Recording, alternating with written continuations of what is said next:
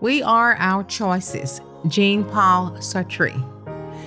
Hey, beautiful ladies. Welcome back to Becoming Her, the podcast that helps you build confidence, discover your strengths, and create a life that reflects the woman God designed you to be.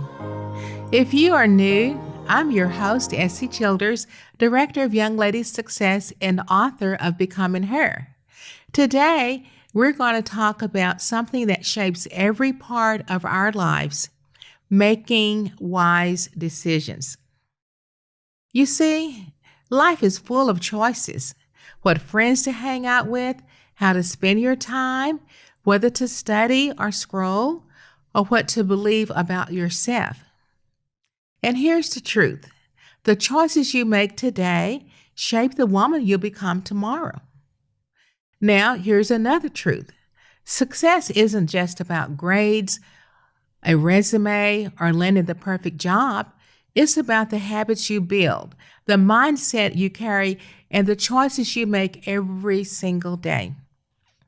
Every yes or no, every friend you choose, every moment you decide to try again instead of giving up, it all matters.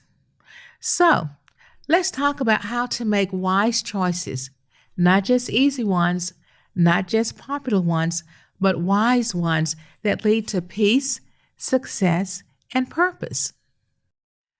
Why decisions matter. Every day, you make hundreds of decisions: what to wear, what to eat, who to talk to, what to post, how to react when things don't go your way. And some of those decisions might seem small, but together they build your future.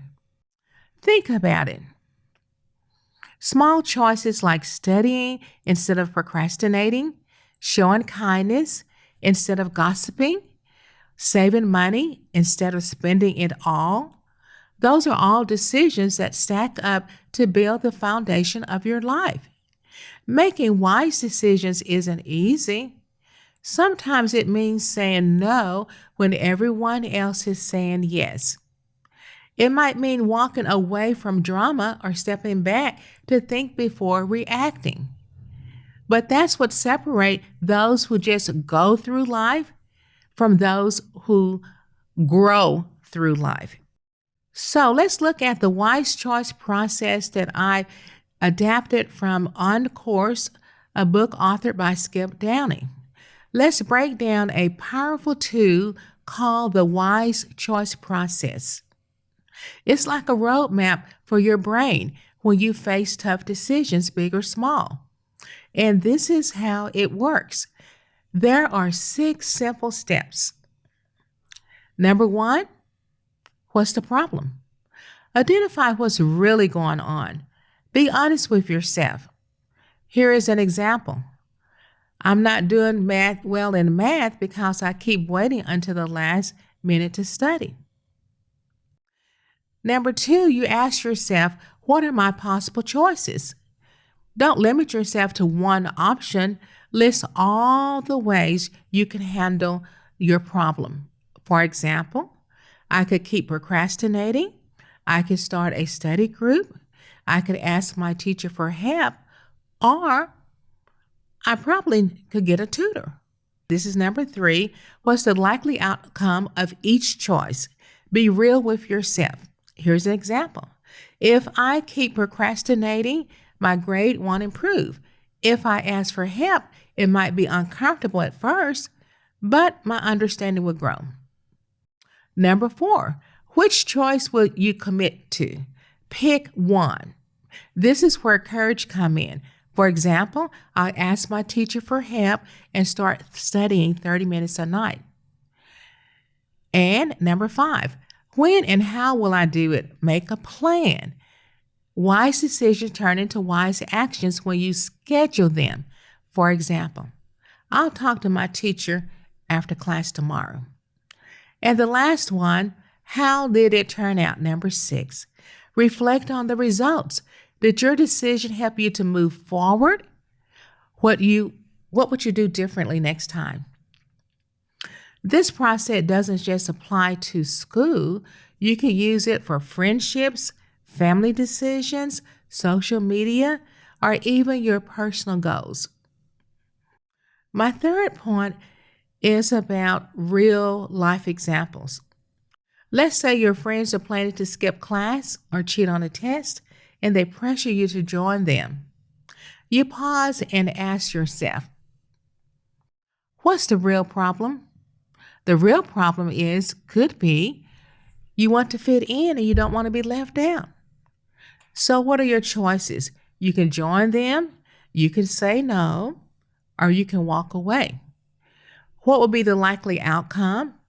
If you join them, you could get in trouble and lose your teacher's trust. If you walk away, you'll keep your integrity. So, which choice do you commit to? I'll say no and find friends who respect my values. I can keep my integrity. Now, when will you act? When will you do this? Right now. I'll politely decline and remove myself from the situation.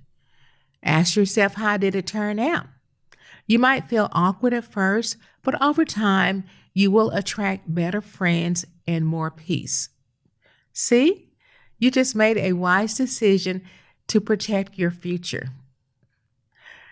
Number 4, how important it is to have mentors, the power of mentors. Here's another truth. You don't have to make every decision alone. Every successful young lady, has a strong leader. They have mentors. I have a mentor. A mentor is someone who's walked the path ahead of you. They've made mistakes, they've learned lessons, and can help you see things you might not see on your own.